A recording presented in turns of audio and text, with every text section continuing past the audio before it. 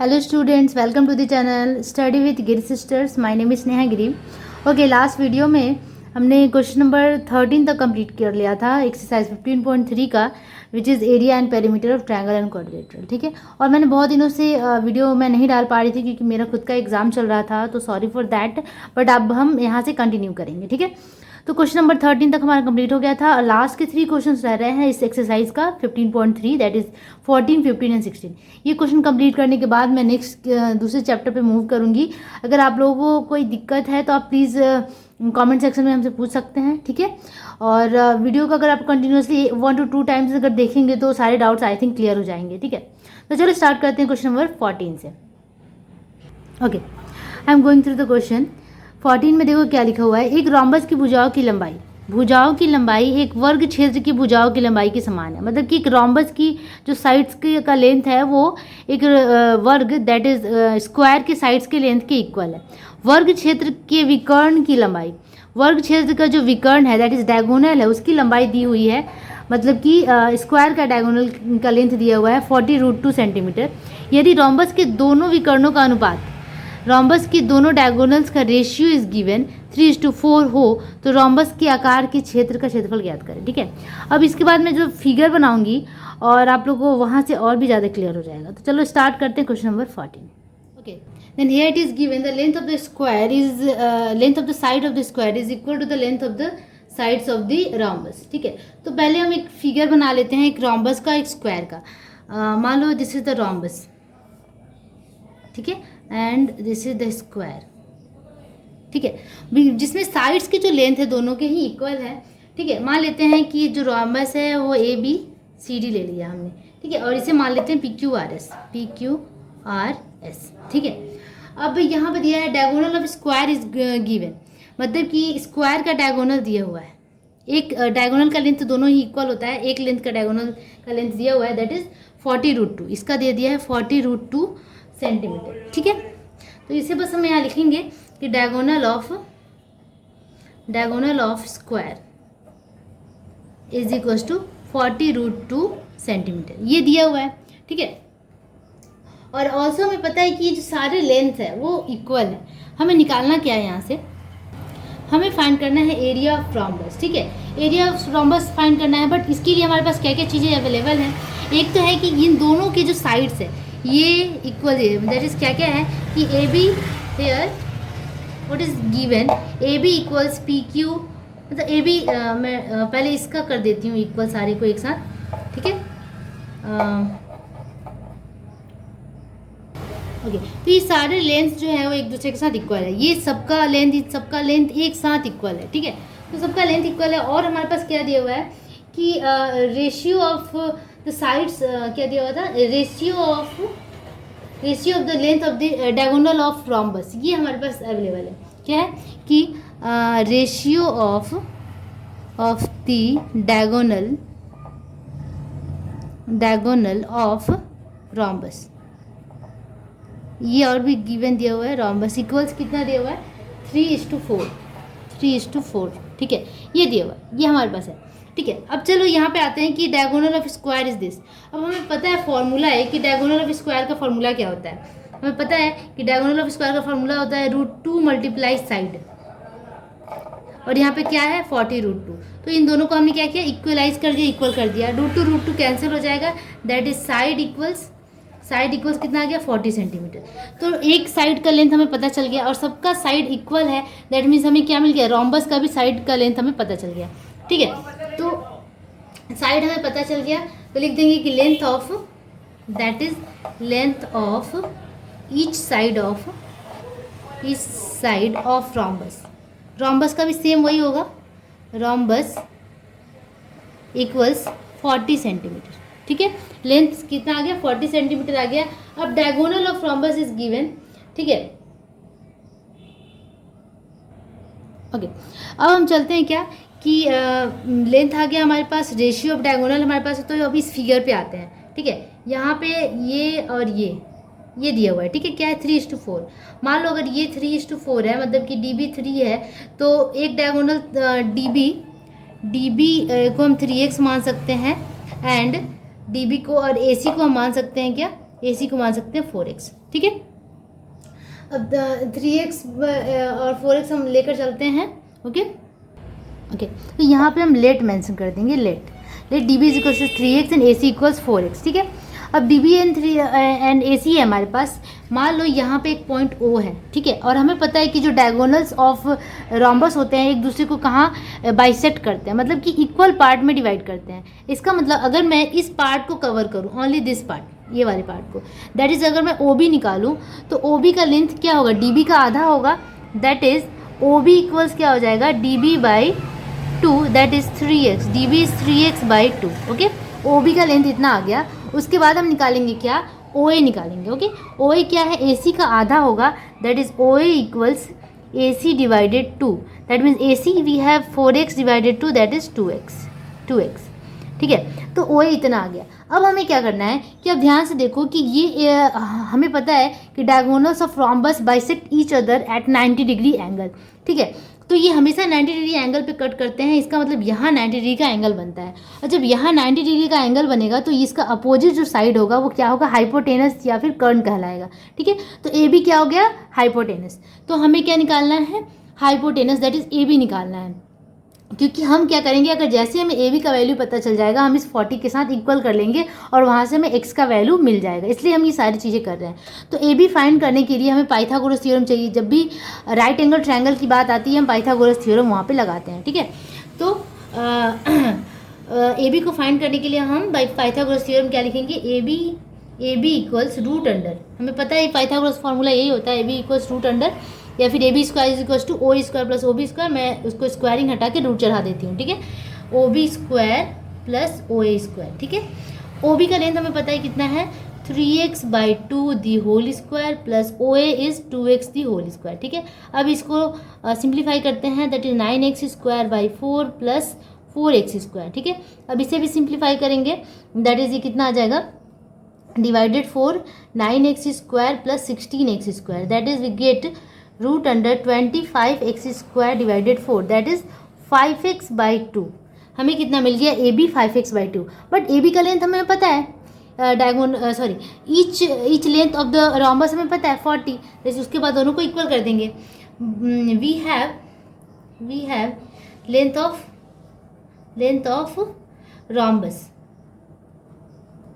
Rhombus equals 40, that is 40 के साथ equal कर देंगे which is equal to AB, ठीक है।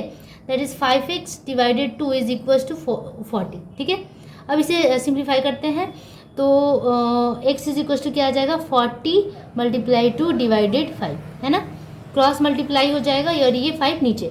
अब इसको 5 8 जब 8 2 16, x का वैल्यू कितना आ गया, 16, ठीक है। अब जैसे ही हमें x का वैल्यू मिला हमें क्या करना है कि हमें जो ये DB और AC है उसका लेंथ निकाल लेना है, ठीक है। द लेंथ ऑफ डायगोनल्स क्या है, AC, ठीक है। AC इक्वल्स क्या हो जाएगा, 4 × x, दैट इज इतना, and BD equals 3 × x, that is 16, ठीक है। अब ये AC और BD हमारे पास आ गया। अब हमें सिंपली क्या करना है, बस इसका एरिया निकालना है, क्योंकि हमारे क्वेश्चन में यही पूछ रहा है कि what is the area of the rhombus, area of rhombus हमें फाइंड करना है। तो हमें पता है एरिया ऑफ रोम्बस का फॉर्मूला पता है हमें, area of rhombus equals half into diagonals को मल्टीप्लाई कर देते हैं, half into both diagonals, that is AC × BD, ठीक है। अब हाफ इंटू डायगोनल्स AC का वैल्यू है क्या, 4 × 16 और BD का वैल्यू है 3 × 16। बस इसको सिंप्लीफाई कर दो, 2 2 = 4। अब इसको मल्टीप्लाई करेंगे तो आपका 16 256 और 256 × 6, दैट मीन्स हमारे पास आ जाएगा 1536 square centimetre, and this is the answer, ठीक है। तो ये बहुत ही ईजी तरीके से बन गया आपका क्वेश्चन नंबर 14। मैं एक बार और स्क्रॉल करके पूरा आंसर दिखा दूँ, ठीक है। तो इसी तरीके से बनेगा। तो चलो अब मूव करते हैं क्वेश्चन नंबर 15 पे। ओके, क्वेश्चन नंबर 15 क्या कह रहा है, इन द आइसोसेलस ट्रापेजियम कैसा है, आइसोसेलस है। इस आइसोसेलस का मतलब है उसके दो साइड्स जरूर ही इक्वल होंगे। तो सबसे पहले तो हम एक फिगर बना लेते हैं। In isosceles trapezium the length of the each slant side is 10 centimetre. Slant side मतलब कि जो तिर्यक जो टेढ़ा वाला हिस्सा होता है, पार्ट होता है, वो है 10 सेंटीमीटर, ठीक है। तो ये आपका टेढ़ा वाला जो पार्ट है वो इस तरीके से है, ईच 10 सेंटीमीटर, मतलब कि ये 10 सेंटीमीटर है और ये भी 10 सेंटीमीटर है, इसीलिए इसे समद्विबाहु ट्रापीजियम कहा गया है या फिर आइसोसेलेस ट्रापीजियम कहा गया है, ठीक है, क्योंकि इसके दो साइड्स इक्वल हैं।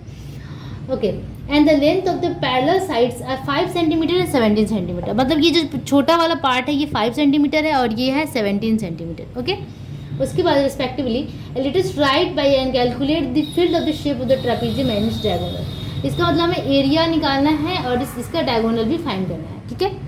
तो चलो इसे फाइंड करते हैं फटाफट। ओके, तो इसका एरिया और हमें डायगोनल फाइंड करना है। तो डायगोनल का सबसे पहले मैं इसका नामकरण कर दूं, ABCD। Let AC is the diagonal और हमें इसका एरिया फाइंड करना है, तो ये पूरे का एरिया फाइंड करना है, ठीक है। तो इसके लिए हमें क्या करना होगा कि we have to draw the two perpendiculars from A and B to DC, ठीक है। तो DC के ऊपर पहला परपेंडिकुलर ड्रॉ करो ये, और दूसरा परपेंडिकुलर ड्रॉ करो ये, ठीक है। तो इसका नाम दे देते हैं हम क्या, E और F। तो थोड़ा सा मेरा जो ये ड्राइंग है ना, ये थोड़ा इधर से स्लाइटली ऐसे आएगा, ठीक है, थोड़ा सा मिस्टेक हुआ है, तो दिखने में थोड़ा सा अच्छा लगेगा। E एंड ये हो गया F, ठीक है। तो इस तरीके से हमारा ये जो फिगर है वो कंप्लीट होता है। अब यहाँ पे हम लिखेंगे कि draw two perpendicular AE and BF, ठीक है। दो परपेंडिकुलर ड्रॉ कर लिया फ्रॉम A, लिख सकते हैं कि फ्रॉम A एंड B, ठीक है।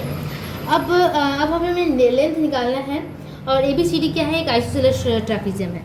Also ABCD is a isosceles ट्रापीजियम,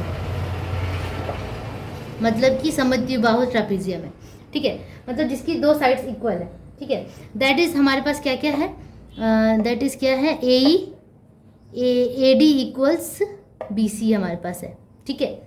अब हमें फाइंड क्या करना है, हमें ऐसा कुछ फाइंड करना होगा कि जिससे हमें हमारा जो ये लेंथ है वो मिल जाए, ठीक है। हमें मिल जाए आपका, हमें ये AE मिल जाए, क्योंकि हमें हाइट की ज़रूरत है, ठीक है। AE या BF कुछ भी मिल जाए तो हमें हाइट मिल जाएगा, तो हमें AE फाइंड करना है।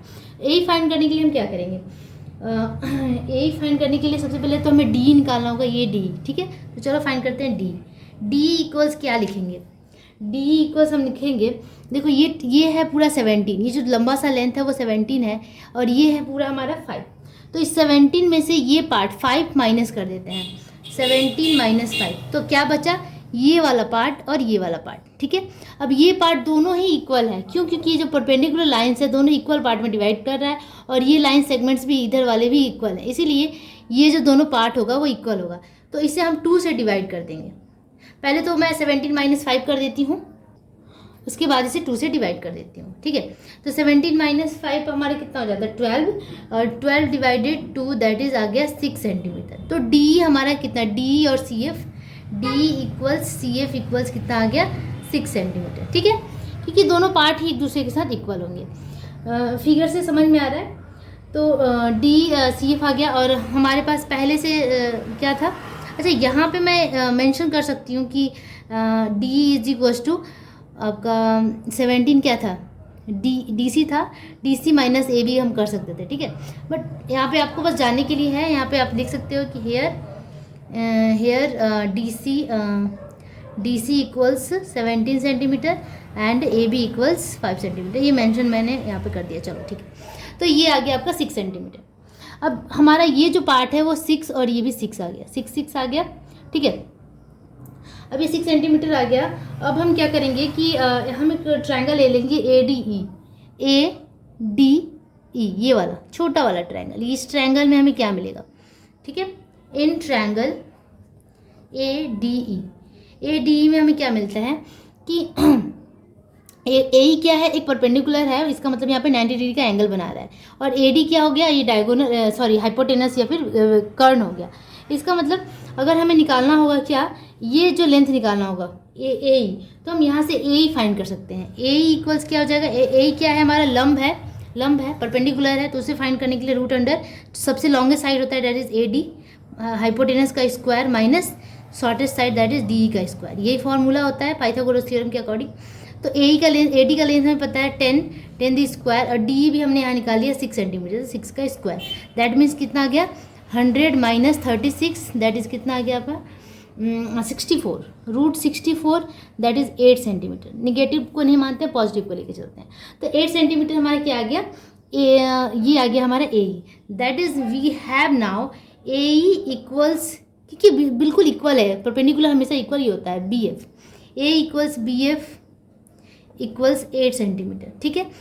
तो ये हमारा लेंथ ऑफ द परपेंडिकुलर आ गया। अब हम एरिया इजिली फाइंड कर सकते हैं कि area of trapezium, area of trapezium formula क्या होता है, हाफ इंटू पैरेलल साइड्स को जोड़ देते हैं, ठीक है, सम ऑफ पैरेलल साइड्स या फिर जो समानांतर भुजाओं का योग, ठीक है, that is A B plus D C multiply height, height यहाँ पे ए या सी एफ कोई भी आप हाइट ले सकते हैं, तो मैंने यहाँ पे चलो ए ही ले लिया, ठीक है। अब इसको पुट कर दो, ए बी का वैल्यू हमारे पास 5 है और डी सी का वैल्यू 17 है, ए का वैल्यू हमारे पास आ गया कितना 8 सेंटीमीटर, 8 पुट कर दिया, 2 4 ज़ा 8, 17 प्लस 5 ये हो गया आपका 22, और 22 multiply 4 that is 88 square centimetre is the area of trapezium. ये आ गया हमारा क्षेत्रफल ट्रापीजियम का। बस एक आंसर हमारा यहाँ पे कंप्लीट हो जाता है। दूसरा आंसर हमें क्या करना है कि लेंथ ऑफ ए सी निकालना है, ठीक है, ए सी हमें फाइंड करना है। तो ए सी फाइंड करने के लिए हमें एक ट्रायंगल कंसिडर करना होगा, कंसिडरिंग कौन सा ट्रायंगल, ये आप ट्रायंगल अब ध्यान से देखो कि डी ए सी, ये जो ट्रायंगल बड़ा सा ट्रायंगल आपको दिख रहा होगा, ये जो ट्रायंगल नहीं ए ई सी, सॉरी ये ए ई सी, क्योंकि यहाँ पे 90 डिग्री का एंगल बन रहा है इसलिए मैं इसको लूँगी, ठीक है, ए ई सी। तो ट्रायंगल ए ई सी, इस वाले ट्रायंगल में आप देखो ए ई सी में हमें क्या मिलेगा, ए ई सी में हमारे पास क्या क्या है, इसका लेंथ हमें पता है, यहाँ से यहाँ तक का लेंथ पता है, ठीक है। तो ए ई सी में हमें निकालना है क्या, ए सी निकालना है, तो ए सी इक्वल्स क्या लिख सकते हैं, रूट अंडर हम लिख सकते हैं ए सी में ए ई का स्क्वायर, मतलब ये यहाँ पे 90 डिग्री का एंगल है, इसका परपेंडिकुलर ये हाइपोटेनस हो गया ए सी, दैट इज़ ये क्या हो गया, कर्ण हो गया। तो ए सी इक्वल्स हमें ये लंब लेना है, दैट इज़ ए ई का स्क्वायर प्लस ई सी का स्क्वायर, ठीक है, ई सी का स्क्वायर लेना है और ई सी का स्क्वायर लेना है हमें, ठीक है। बट हमारे पास ई सी नहीं है, तो हम पहले ई सी निकाल लेते हैं। ई सी इक्वल्स क्या क्या है, ई सी इक्वल्स क्या लिख सकते हैं, E F plus F C, है ना। और ई एफ कितना है हमारे पास, ई एफ 5 और ये इसका जस्ट अपोजिट इक्वल है, दैट इज़ ये 5 और ये ई एफ दोनों इक्वल था। E F is equals to क्या था, ए बी था, चूँकि E F equals A B, और ए बी का लेंथ हमें पता है कितना 5 सेंटीमीटर, तो 5 प्लस, अब देखते हैं ए सी हमने निकाला था यहाँ पे, या सी एफ हमने निकाला था, सी एफ और एफ सी कितना 6 सेंटीमीटर, 6 दैट इज़ हमारे पास कितना आ गया 11 सेंटीमीटर।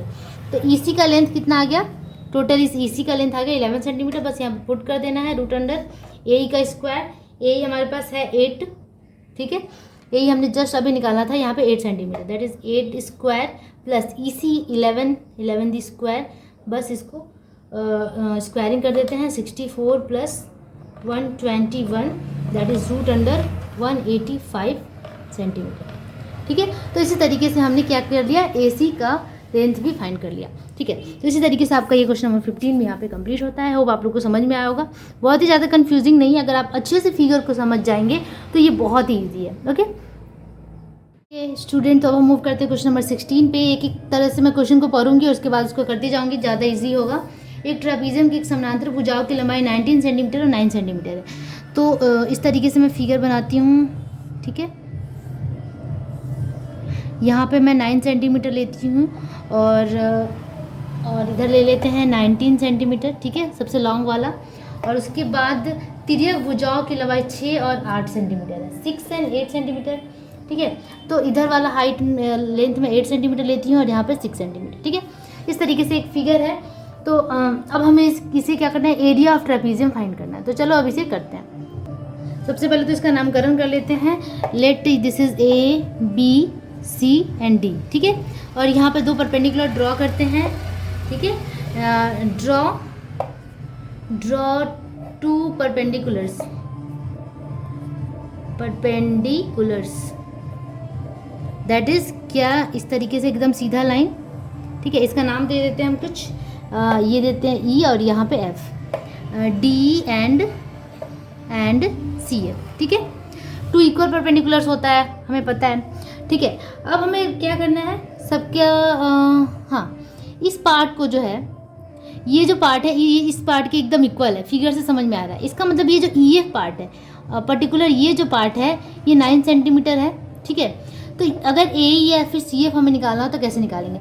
मान लेते हैं कि जो बी एफ है, let B F is equal to X, इसे मैंने एक्स मान लिया, इस इतने भाग को मैंने एक्स मान लिया, ठीक है। अब हमें ए ही निकालना है।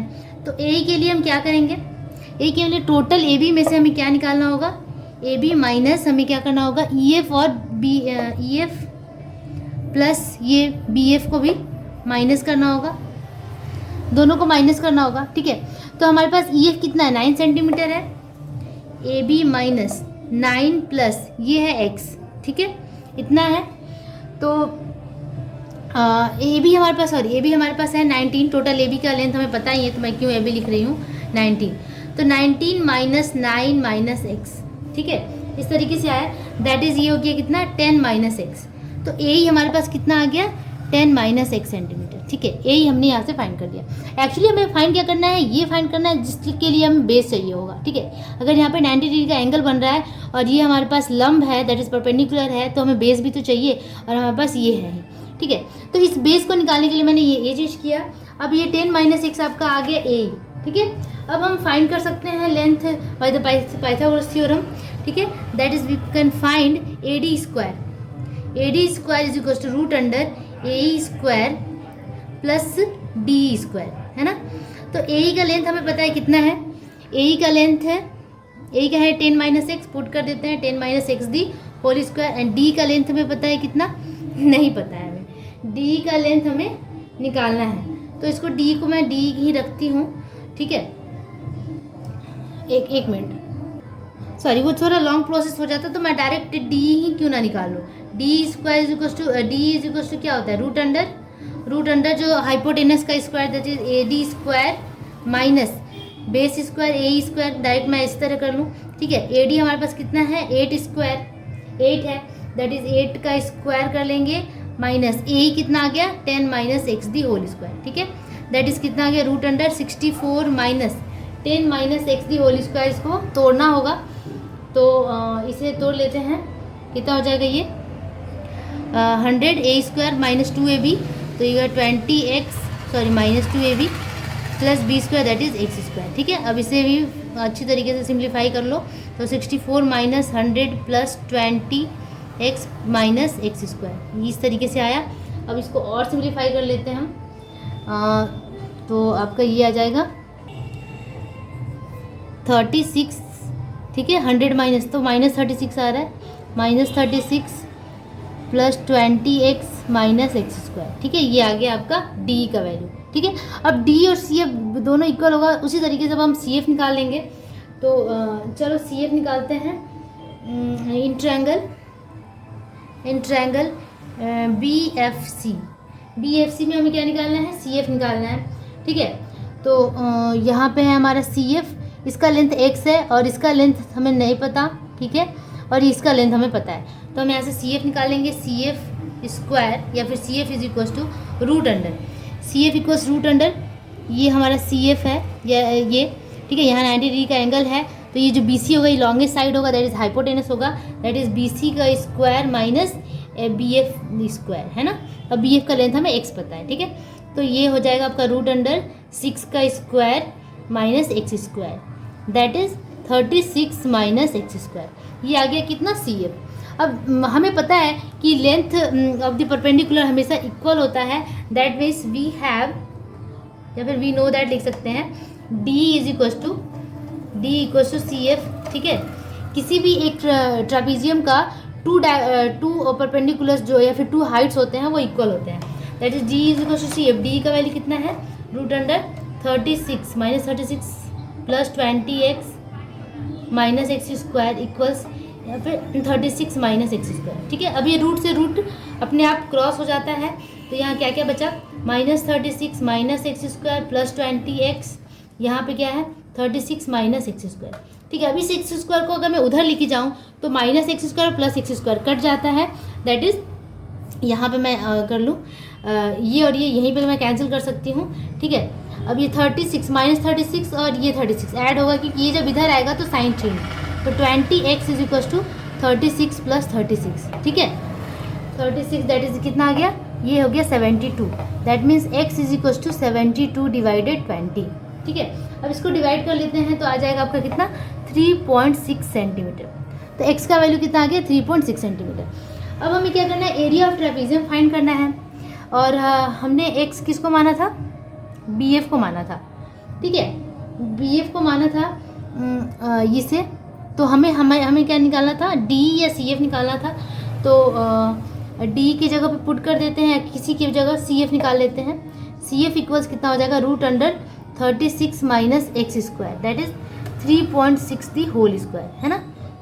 इसको अगर करते हैं तो आपका कितना आ जाता है 36 माइनस 3.6 का होल स्क्वायर करो तो ये आ जाएगा आपका 12.96, 36 का स्क्वायर होता है 1236 और उसके बीच में पॉइंट लगा दो 12.36, ठीक है। तो इसको माइनस करते हैं, सॉरी 12.96 होगा, आई एम सो सॉरी। अब इसको माइनस कर देंगे तो आ जाएगा कितना आपका आ जाएगा ये रूट अंडर 23.04 आ गया, ठीक है। मतलब 24 के लगभग में आ रहा है ये, ठीक है। ओके तो ये 23.04 है, ये किसका रूट होगा, देखो 4 का रूट 16 का रूट 4 होता है, मतलब 4 का स्क्वायर 16 होता है, 5 का स्क्वायर 25 होगा, इसका मतलब ये दोनों के बीच में लाई करता है ना, 4 to 5 के बीच में लाई करेगा। तो आई थिंक ये जो नियर अबाउट होगा आप उसको रूट निकाल भी सकते हैं बैठ करके, तो मैंने इसका निकाल के रखा था, मेरा आया था 4.8 सेंटीमीटर, ठीक है। तो आप इसका रूट निकाल सकते हो, तो 4.8 सेंटीमीटर आया CF का वैल्यू, ठीक है। CF क्या है, हाइट है। अब हमें क्या करना है, एरिया ऑफ ट्रेपेजियम निकालना है, बस एरिया ऑफ ट्रेपेजियम निकालते हैं।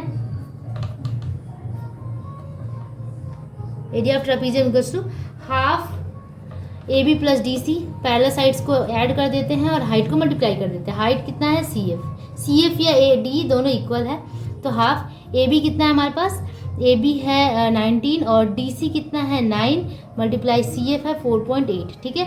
अब इसको डिवाइड कर दो तो ये आ गया 2.4 और इन दोनों को ऐड कर लेते हैं तो ये आपका हो जाएगा कितना 28 मल्टीप्लाई 2.4, ठीक है। अब इसको आप मल्टीप्लाई कर लो तो आपका आ जाएगा 67.2 स्क्वायर सेंटीमीटर, ठीक है। तो इसी तरीके से आपका ये क्वेश्चन नंबर 16 कंप्लीट होता है। होप आप लोग को समझ में आया होगा, अगर समझ में आया तो प्लीज़ लाइक जरूर कर लीजिएगा, मेक श्योर आप चैनल को सब्सक्राइब कर लीजिए ताकि आपको सारे सॉल्यूशन टाइम टू टाइम मिलते रहे, उसके नोटिफिकेशन बेल को भी आप उसको ऑन कर दीजिएगा। ओके, तब तक के लिए keep practising and keep watching, bye bye.